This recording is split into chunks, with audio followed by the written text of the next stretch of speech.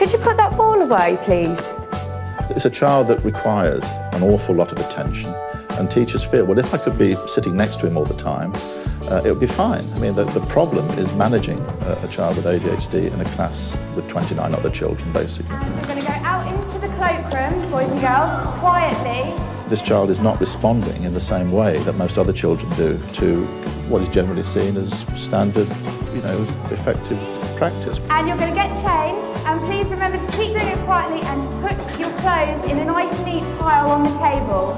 Okay? Quickly. Come on, quickly. Here at Manor Primary School, Carol Hardwick has a third of her class either statemented or with emotional social behavioural issues. It's very exhausting, but the class, you get to know them, you get to know all their issues. The whole class is demanding in different ways. What you've got to do, Claudia, Two of her pupils are diagnosed with ADHD. James also has dyspraxia and dyslexia. Claudia is on the autistic spectrum. Carol has taught this Year 5 class once before in Year 3, and she has seen some challenging behaviour. In the past, I've had children going under the table, storming out of the room, throwing things in frustration. You can have days when some of the behavioural issues take over. What you have to do is make sure you balance it out, because at the end of the day, you've got 30 children in that class. Her experience with them has helped her to formulate a number of strategies that work with all her pupils and keep class disruption to a minimum. I set up a visual timetable for all the children so that when they come in, you see a lot of the children will come up and look at the board, and they'll see the visual signs. They know how to follow it. The minute you change the format, that throws them, they become insecure, and then that's when you have difficulties with their learning. Down here I put a little map on the table, and we've got literacy groups, maths groups and friendship groups on there, so the children can come in and just check, because often it's just that security of knowing where they are and what they should be doing. As you can see, this is a display of the children's work, but we do it in such a way that it's not confusing. It's another thing with children on the autistic spectrum. They find clutter and things all put too closely together hard to separate. They like to know it as their classroom. If you change it too much, then it's almost like starting a new year again. They've got to get used to where everything is. I'm going to take you over to this area, which is an area where our children with more particular needs can come and have a bit of space, a bit of quiet. So this is the area where they work with their INAs, or they work with friends away from groups when they need to.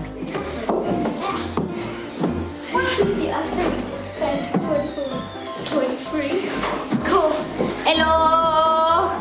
Hi, Mom. Hey, I see spots. We can attract the leopard by making it cool. Oh, just put your stuff back. The beginning of the day can be quite horrendous if it's not managed. So when they come in the morning, it's about having the right atmosphere. It's about having it calm. I work on a system where, with my team, we set up activities for them to do as soon as they come in, so they know what they're doing. Pupils arrive and immediately open their books and begin to work. OK, does everybody understand what they're supposed to be doing? Yes.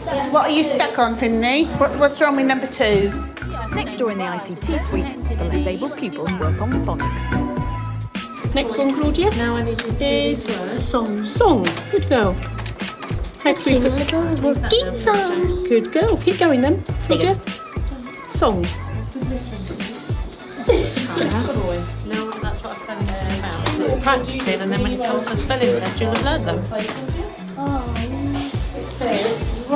The school is aware that assembly can also be tricky for some of its pupils, so there's a more active jump ahead session instead. I think we've got another 3 more minutes, then we know when jump ahead is finished. Children with ADHD would find assembly time particularly difficult. There's a lot of conversation, a lot of dialogue, which they might find challenging. So because of that, it's more appropriate for them to come and do something which supports them and develop social interaction with a particular group of their peers, which they might not ordinarily have. Back in the classroom, Carol and her team have to be constantly on the lookout for pupils losing focus and going off task. Right, let's have a look then, James. This one? I think so. Lively and likely. What do you think, James? Likely or unlikely? Yeah, likely. You play rock, scissors, paper. Rock, paper, scissors. By the way, my next smell. I find with any child that their level of concentration, after about 10 minutes, unless you've got a fantastic, all singing, all dancing session, you lose some of them. We do an awful lot of sending them off the carpet to work in groups and talk to each other. I think you've been sitting on the carpet long enough now. I think you're ready to go off and do some fabulous group work for me. Right, off you go into your groups. Okay, right, off you go into your group circles. The planning of that initially is quite hard, but once you get it in place, you tend to use a very similar format for all lessons. Because a number of Carol's class have special needs, she may often have up to 4 other adults teaching in her class alongside her. It takes a while to establish your team, and it's all about communication amongst the team. You have to draw on the experience of your team, you have to draw on people who may have worked with those children before, and then find a way that it fits into your way of teaching. There is one obvious downside to having so many people working in such a confined space. Working as a team, you begin to know when you're making too much noise. Is it a signal? Body language. And I think there's lots of noise on that table, where there's a TA working. Yeah, there's a little green one that usually grows with grass, and it's got a leaf that looks like this, and it's got 1, 2. There will be plenty of times when a child with ADHD may even use their ADHD as an excuse. The more one gets to know the child as an individual, the more one is able to distinguish between those times when the ADHD is at work and when it isn't, if you like. Other members of the staff need to learn about that child, and then together we create consistent boundaries and ways of dealing with problems with those children. And that's the important thing, is that we all do the same. We all say the same. We all act the same way with those children. Boundaries have to be set really right at the beginning. And it's very hard those first few weeks because it seems as if you are being hard, but they actually learn to like those boundaries because they know your expectations. To make it work, I feel you have to be very organised, and forward planning is important. You have to be flexible, that you can drop, to drop of a hat, have a quick meeting. To free up some staff time, the school often uses older pupils to help oversee assembly, leaving teachers and their TAs a few precious minutes to catch up and get That's right. Claudia. Miss Sergeant Claudia. It's been a whole night exploring. Listen, what we're doing, Claudia, we're pre-teaching, so new learning journeys about the planets. This is a programme called Communicate in Print. So you have to have the programme on the computer, and as you type in the words... Isn't it? If you type in camera, it'll come up and it'll just... That's right, it comes up with the symbols, doesn't it? That's the diameter, the size of it. So is it a small thing or a large thing? The Earth turns. It turns to the sun, then to the moon at night. Because of this pre-teaching, and with the help of TAs, pupils can remain with the rest of the class whenever possible. Does the Earth go round anywhere?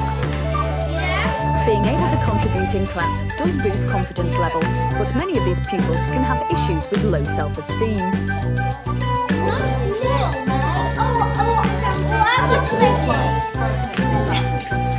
Because their misbehaviour as it appears is construed as being volitional, this can have an effect on the child's self-esteem, that the child is being blamed for things that are beyond his or her control. James, have you earned any reward time today? To help nurture a more positive attitude about themselves and to school life, there is a daily reward system for basic good behaviour. It's also a handy bargaining tool. So do you think you deserve your reward time today? One last question, did you do your reading? Why was that? I'm scared of all the bits sometimes. Right, bargain now, okay? Tomorrow, you must do 2 lots of reading. Yes? Do we agree? I think all the time is great because we get to play on Ben 10. Oh, lesson on Ben 10. Yeah, that is well good. Lift your hand around. You have to really show those children, they are so sensitive. You have to show them how much you like them, spend time talking to them, spend time sharing a book with them, especially at the beginning of the year. You know, just sitting down with them and or going out in the playground with them. You see your class are playing on the crocodiles? Yeah, but no one. I was going to ask them, should we? Can we find out if you can have a game with them? The children know that the children in the class are different. And they are very sensitive to the needs of these children and we talk to the class about how they can help, you know, the child with special needs.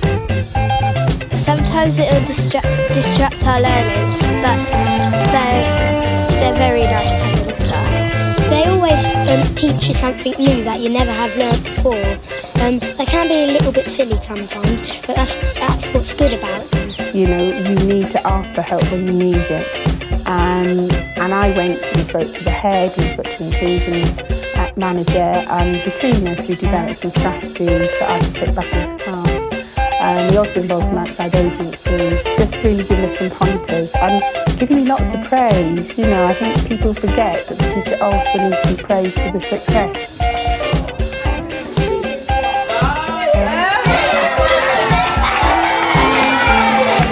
The child with ADHD can be seen as a barometer, if you like, sometimes. So if you get things right for the child with ADHD, you are getting things right for everybody. Having these children in my class just makes you much more aware of your visual teaching, of ways children learn. I mean, I found the whole experience very enriching. Tiring, but enriching.